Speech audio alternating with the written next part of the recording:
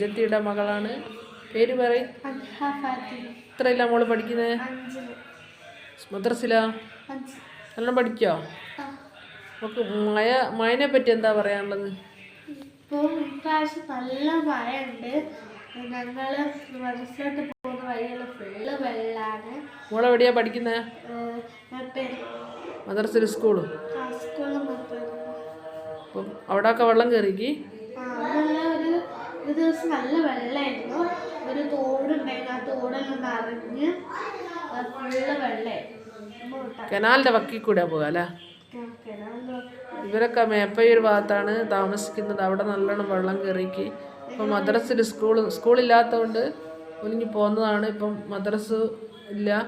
ഇനിയിപ്പം നാളത്തെ അവസ്ഥ എന്താണെന്ന് അറിയില്ല. കലക്ടർ പ്രഖ്യാപിക്കുന്നുണ്ട്.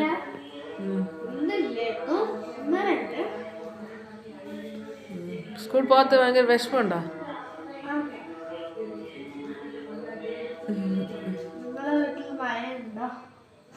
മഴയില്ലാണ്ട് എല്ലായിടത്തും സ്കൂളിന്റെ പേര് കമന്റ് ചെയ്യുക.